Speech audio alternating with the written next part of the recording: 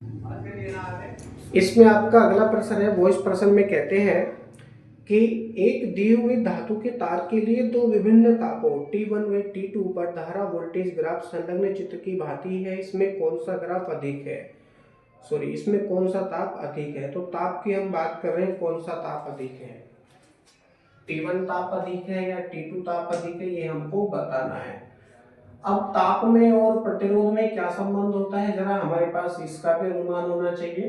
तो इस समीकरण है हमारे पास में RT इक्वल टू R0, समीकरण क्या है, RT equal to R0 bracket में 1 plus alpha T, 1 plus alpha T समीकरण होते हैं, यानी प्रतिरोध और ताप में ये संबंध होता है RT equal to R0 bracket में 1 प्लस अल्फा टी के अकॉर्डिंग जिस रेखा का प्रतिरोध अधिक होगा उसका ताप भी अधिक होगा, सीधी सी बात तो ये आ जाती है इसके अकॉर्डिंग। क्यों? क्योंकि समानुपाती का संबंध यहाँ पर स्थापित हो रहा है। किसका? समानुपाती का। इसको आप इस तरह से भी लिख सकते हैं, R proportional small T, R proportional small T. और स्मॉल टी के स्थान पर भी आप क्या प्रयोग कर सकते हैं, स्मॉल टी के स्थान पर capital T minus 273, capital T minus 273 का भी आप यहाँ प्रयोग कर सकते हैं, कैपिटल टी माइनस 273 का। ठीक है, क्योंकि संबंध होता है small T capital T equal to small T plus 273, ये संबंध होता है। जब हम यहाँ पर स्मॉल टी करेंगे तो क्या हो जाएगा, कैपिटल टी माइनस 273 हो जाएगा।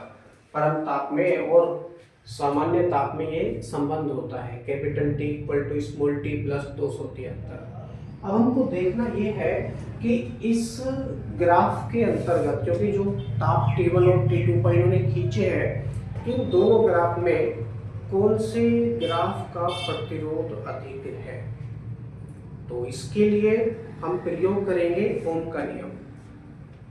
ओम का नियम क्या कहता है, V upon I equal to constant equal to R, ये होता है ओम का नियम। V upon I equal to R, सीधा सीधा आप ये कह सकते हैं। तो ताप T1 पर हम विचार कर लेते हैं। सबसे पहले जो इसका अग्रभाग है, जो इसका लास्ट जहां पर फिनिश हो रहा है इसका, वहां से यदि हम देखें तो इस और एक्स अक्ष पर एक प्रकार का लंब गिराएंगे तो ये लंब कहीं ना कहीं इसको काटेगा। और एक खास बात और है इसमें, हम इसको अंक भी दे सकते हैं, नो प्रॉब्लम। ये क्या हो गया, 0। ये मान लीजिए ये आपका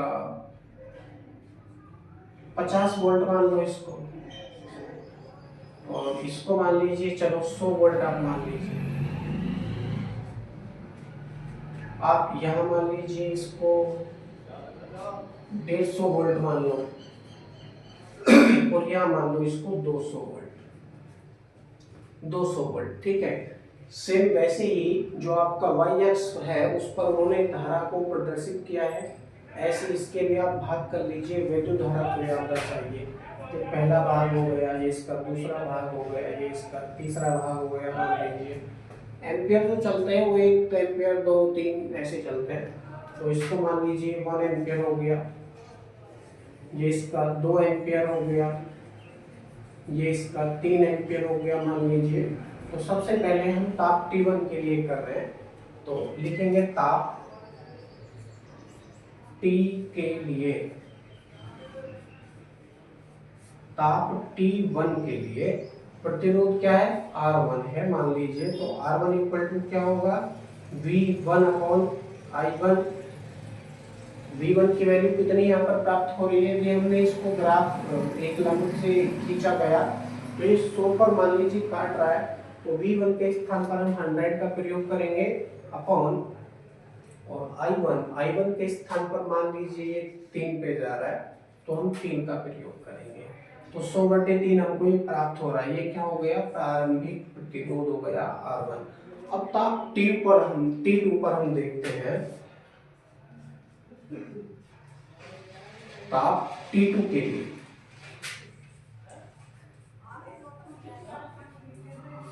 ताप T2 के लिए प्रतिरोध ज्ञात कर लेते हैं तो क्या हो जाएगा, R2 मान लीजिए। ताप T2 के लिए कितना प्रतिरोध आता है, R2 इक्वल टू, सूत्र है V2/I2।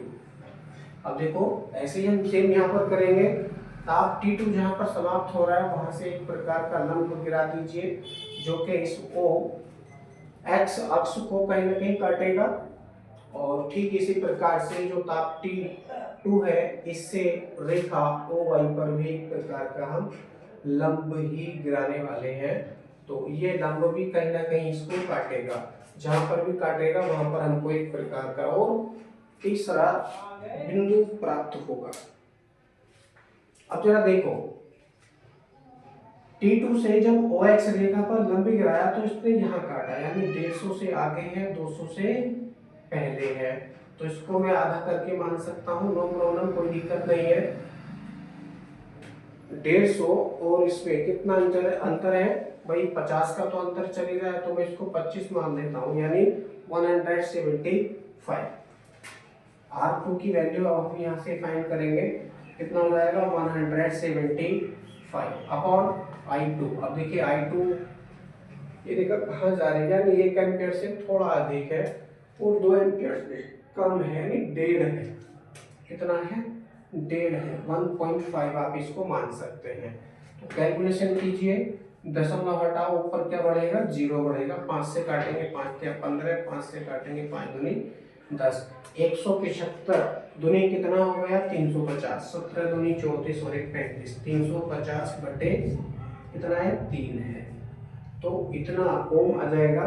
पहला ओम कितना आ रहा है 100/3, इसको डिवाइड करेंगे तो कितना होगा 33.333 ही आता चला जाएगा, यानी 33.4 ओम आप इसको कह सकते हैं R1 की वैल्यू।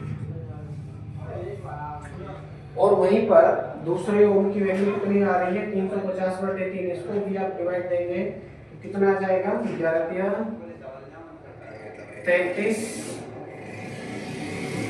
बचा 2 20 हो गया, 318 116.666 ये आता चला जाएगा।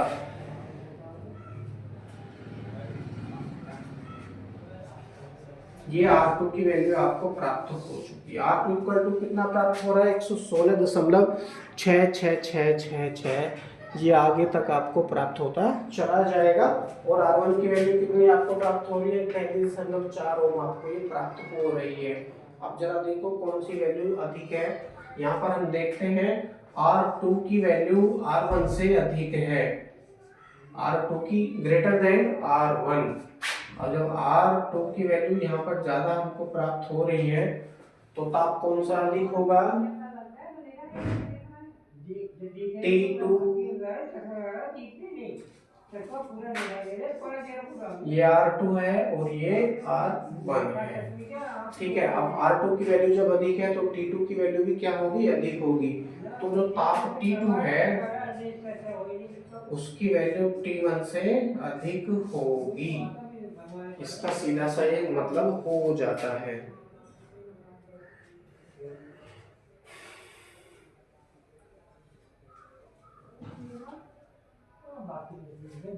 यहाँ आने के पश्चात ये प्रश्न आपका कंप्लीट हो जाता है, लेकिन इसको समझेंगे, मैंने समझने के लिए इसको न्यूमेरिकल वैल्यू में डिवाइड किया था ताकि आप अच्छे से इसको समझ सके। ये उदाहरण देकर भी आप इसको समझ सकते थे, 50 वोल्ट, 100 वोल्ट, 150 वोल्ट और 200 वोल्ट। उसी प्रकार से 1 एम्पियर, 2 एम्पियर, 3 एम्पियर मैंने इनको मान के किया था। कैलकुलेशन भी बिल्कुल ठीक आपके सामने इसलिए करनी पड़ी क्योंकि ये ग्राफ क्वेश्चन है, इसको समझना थोड़ा मुश्किल रहता है, तो इसको समझने के लिए मैंने अंकों का प्रयोग यहाँ पर किया है जो कि आप अच्छे से समझ पाए हैं। R1 की वैल्यू 33.4 ओम आपको प्राप्त हुई है और R2 की वैल्यू 116.66 ओम प्राप्त हुई है। यहाँ से R2 की वैल्यू R1 से अधिक आपको प्राप्त हुई है, जिसके कारण T2 की वैल्यू T1 से अधिक होगी, ठीक है। और यही हमसे यहाँ पर पूछा गया था कि कौन सा ताप अधिक है, तो ताप T2 ताप T1 से अधिक है। अगला प्रश्न अगली वीडियो में